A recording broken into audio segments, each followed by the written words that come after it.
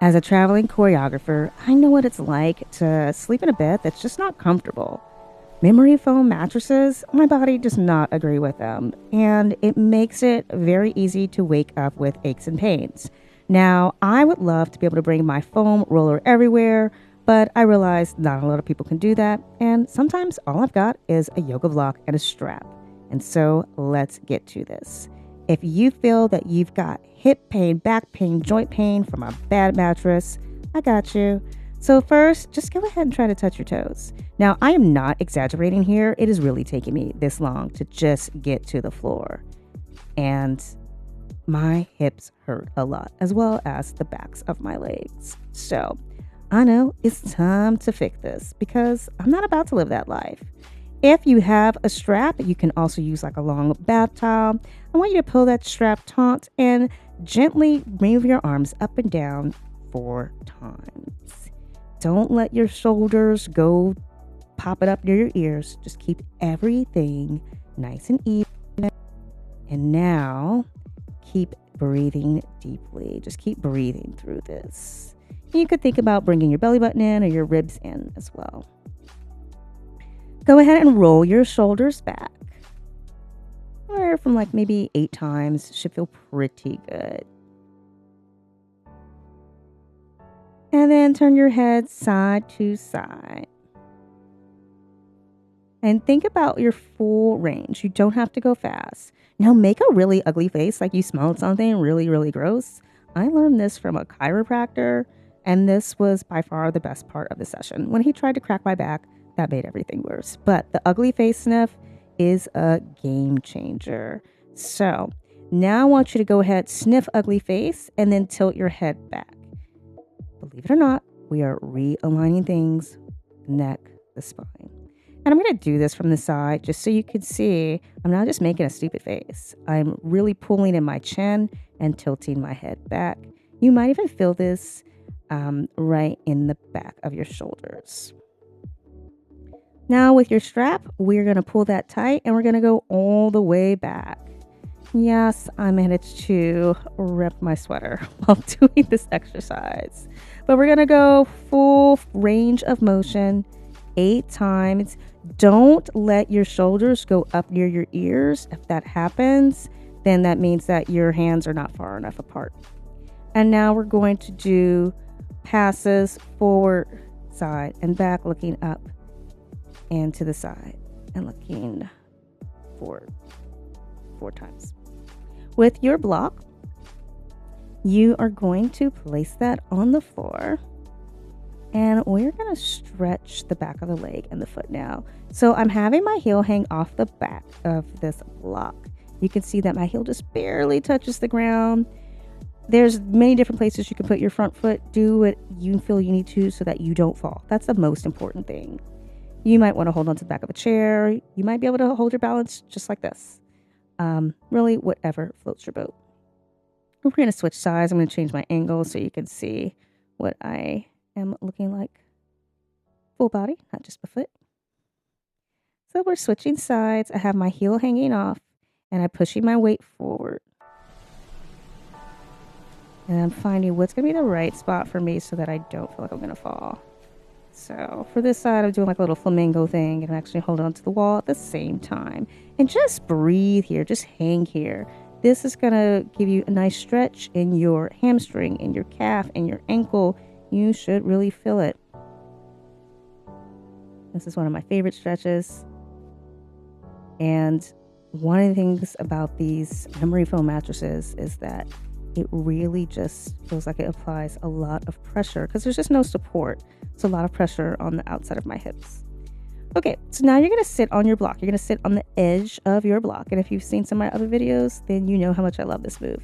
We're going to sit on the very edge of the box so that it is repositioning your sits bones. You can bend your knees, feet flat, pull your shoulders back, and you can just gently move your head side to side. But this is, in and of itself, stretching your back, realigning things, which we definitely need. Because we did not get the support from the mattress. This was such a cute Airbnb, but by golly, one night and I woke up practically in tears. Okay, so now what we're going to do is we're going to take our block, put it against a wall, and place your back against the wall, or in this case, there's like some little bench. You try to get your back flat against that, still sit on your block, and then pulling your shoulders back as well. Go ahead and straighten your legs, flex both feet. Don't round your back. That's a really big mistake that a lot of people make. I spent many years in ballet class with a rounded back, not knowing that that was incorrect. And I don't even think the ballet teachers knew that was wrong. So go ahead and pull your shoulders back to touch that wall, forward and back a couple times. And then you can gently walk your hands forward. Notice my block is tilting. That is fine. That's normal. My hips are tilted at the same time. I'm not going to round my shoulders. I'm going to gently have my hands go forward. You don't have to go as far forward as I'm going. If you can't go that far, no problem. If you can't touch your toes, no problem. You just want to invite your legs to lengthen here. And I'm continuing to look up in order to help my shoulders help my upper back not round forward. If you can't touch your toes, go for it. But don't look down. Don't round your back. If you're someone who suffers from sciatic pain, I'm telling you, think about how you stretch. If you're stretching with a rounded back, no bueno. Try pulling your shoulders back. Try sitting on the edge of that block. Okay, so like I mentioned, this is an Airbnb. So I got a towel because I'm going to lay down here, but I don't really want to put my head on this floor. I mean, it's a really clean Airbnb, but still, if you're in a hotel, right, you're just like, I don't know about that carpet, then you can do a lot of these moves from like sitting in a chair, except for this move. You can't do this from sitting in a chair. And I'm going to move my arms like little wings up and down. I can also just let my arms fall behind me. Now, if you are in like a lot of back pain, then you don't have to do this one. You can skip this. Or if you're just like, I can't get on the floor here, then just skip it. It's fine. It's fine. Okay. So my hips, right? I don't have the foam roller in our imaginary world. So I'm going to use this squishy but firm yoga block to roll it into the side of my hip. And you might notice I am making some serious faces because I can feel it. It is a lot being mushed and smushed and pressed and softened. And so you want to go ahead and roll that block. Also, if you're like, I can barely fit my laptop, let alone a yoga block, into my traveling luggage, then maybe get into the habit of carrying a tennis ball.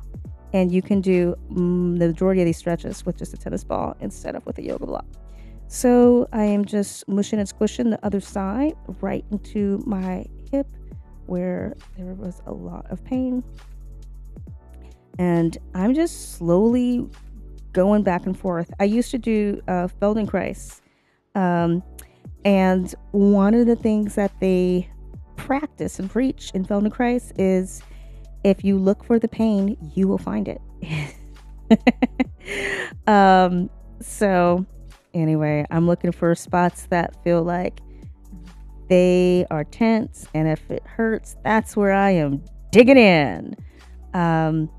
You get to decide, of course, for yourself how much you can tolerate. So here I am using this block to roll into my calf. I'm moving my legs side to side and up and down. Now I'm going to get into the hamstring.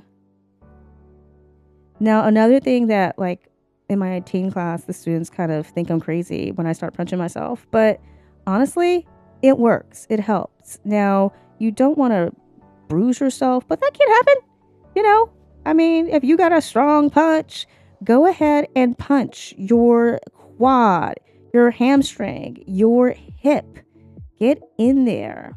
It's not only getting the blood going, but it's also inviting that, lactic acid in the muscles to get moving, get flushing. It's inviting your muscles to relax. And it's just a good thing. It's kind of doing the same thing a roller would. So here we are on the other leg, just mushing and smushing. Put on your favorite song. You can tell from the look on my face that I am just, pondering pondering my decision to sleep in this Airbnb. But the floor was really clean, you guys, right? I could have had a better bed, but a dirty floor. So I don't know. Decisions. And now we're going to get into the quad, the hip, just punching in there. I remember going to teach a private dance lesson, and I had just finished teaching some classes, and then I had to go and teach a private lesson, and I had to stop and buy a foam roller because I was like, I don't know if I can do this, and that foam roller saved my life. So yoga block is your friend. Okay, do a downward dog, mushy, bend and straighten those legs at least 8 times. Try to keep your stomach on your thighs right now, and we're going to try to straighten, not really letting the legs escape the stomach much. So just bend and straighten here. You shouldn't really feel like you can press your hips all the way, or your feet all the way down to the floor. And this should feel pretty intense on your hamstrings. And now we're going to come on up. The final punch, shake it out. If your ankles are feeling tight, you can roll your ankles in circles. And now we're going to do a little cat-cow. Hard floor. So I'm putting something under my knees. And I'm just going to round my back and arch my back at least 4 times. You can go for 8 if you would like.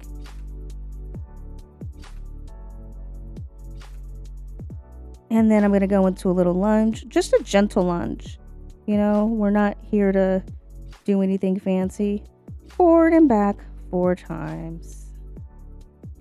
Gentle lunge. You don't have to make it anything intense here. And other side.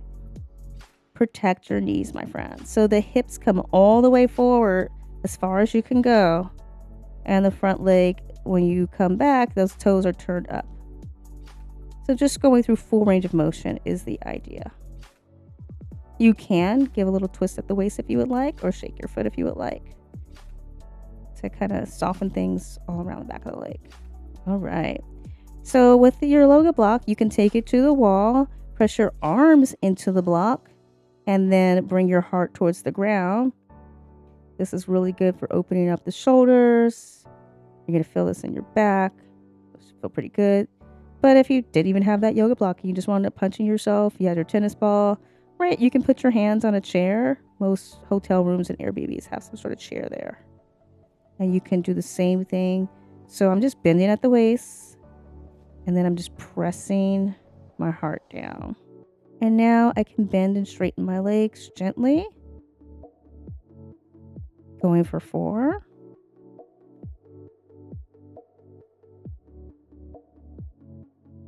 So we're just asking our body to please get back into proper alignment. And then go ahead and shake it out. Wiggle, wiggle. Wiggle and giggle. All right. And so here we go, my friends.